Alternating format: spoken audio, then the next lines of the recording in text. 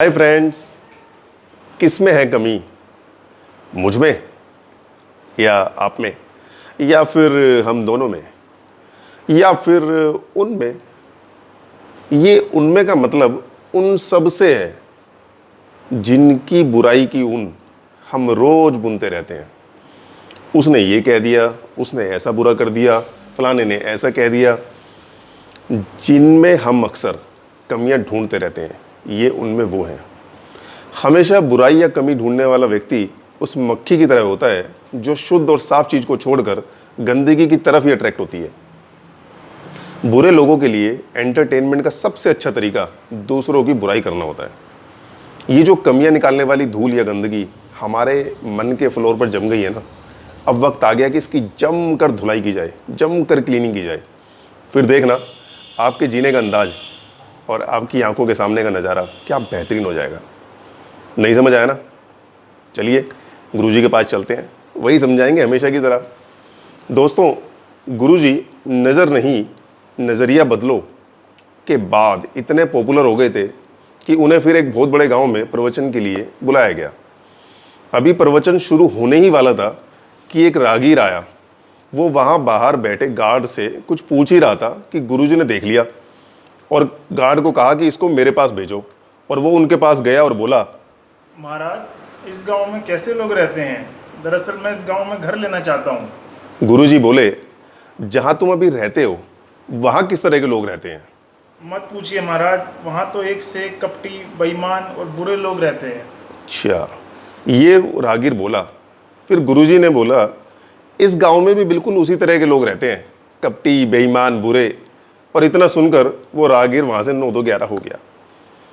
कुछ समय बाद एक दूसरा रागीर वहाँ से गुजरा। उसे भी जब गुरुजी के पास भेजा गया तो उसने पूछा, गुरुजी मुझे यहाँ किराए पर घर लेना है, क्या आप बता सकते हैं कि इस गांव में किस तरह के लोग रहते हैं? गुरुजी ने उससे भी यही सवाल किया। गुरुजी बोले, जहाँ तुम अभी रहते हो वहाँ किस तरह के लोग रहते हैं?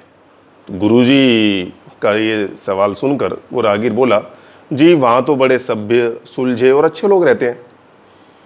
तो उन्होंने बोला, ठीक है, तुम्हें बिल्कुल उसी प्रकार के लोग यहाँ भी मिलेंगे, एकदम सभ्य, सुलझे और अच्छे। रागीर के जाते ही सभा में बैठे सारे लोगों ने पूछा, क्षमा कीजिए गुरुजी, पर आपने दोनों लोगों को एक ही स्थान के बारे में अलग अलग बातें बता दी। कभी हम सब गांव वालों को झूठा, बेईमान और कपटी बना दिया और कभी ईमानदार, सभ्य, सुलझा हुआ। गुरुजी बोले, यहाँ कमी आप में नहीं, उस रागीर में थी, और अच्छाई भी उस दूसरे रागीर में थी। सबने क्लैपिंग करी, वाह गुरुजी वाह, वाह मजा आ गया गुरुजी, मजा आ गया। पर एक रिक्वेस्ट है, एक कहानी और सुना दो, मन नहीं भरा, एक कहानी और गुरुजी, एक कहानी और। गुरुजी बोले, ठीक है सुनो फिर। तो हुआ यूं कि एक बार एक नवविवाहित जोड़ा किसी किराए के घर में रहने पहुंचा। अगली सुबह जब वे नाश्ता कर रहे थे तो पत्नी ने खिड़की से देखा कि सामने वाली छत पर कुछ कपड़े मैले पड़े हैं। उसने बोला, लगता है इन लोगों को कपड़े साफ करना भी नहीं आता, कितने गंदे कपड़े लग रहे हैं। पति ने उसकी बात सुनी पर ज़्यादा ध्यान नहीं दिया। वैसे भी आप सब में से जो पति लोग हैं ना, वो जानते होंगे कि सुनना ही ज़्यादा ठीक है। खैर, 1-2 दिन बाद फिर उसी जगह पर कुछ कपड़े फैले हुए थे। पत्नी ने उन्हें देखते ही अपनी बात फिर दोहरा दी, कब सीखेंगे ये लोग कि कपड़े साफ कैसे करते हैं। पति बेचारा सुनता रहा, पर इस बार भी उसने कुछ नहीं कहा। पर अब ये उसकी आए दिन की आदत हो गई, जब भी पत्नी कपड़े फैले देखती, वहाँ उसको, पति को भला बुरा कहना शुरू हो जाती उनके बारे में कि इनको आता ही नहीं है, कुछ भी नहीं आता, पता नहीं क्या करते हैं। अब एक दिन उसने देखा तो उसे क्या लगा कि कपड़े साफ, अरे वाह, लगता है इन्हें अकल आ गई, आज तो कपड़े बिल्कुल साफ दिख रहे हैं, जरूर किसी ने टोका होगा। पति बोला, नहीं किसी ने नहीं टोका। तुम्हें कैसे पता? पत्नी ने आश्चर्य से पूछा। आज मैं सुबह जल्दी उठ गया था और मैंने इस खिड़की पर लगे कांच को बाहर से साफ कर दिया, इसलिए तुम्हें कपड़े साफ नजर आ रहे हैं। पत्नी शर्मिंदा हो गई। देखा दोस्तों, फिर गुरुजी ने कहा, जिंदगी में यही बात लागू होती है। बहुत बार हम दूसरों को कैसे देखते हैं ये इस पर निर्भर करता है कि हम खुद अंदर से कितने साफ हैं।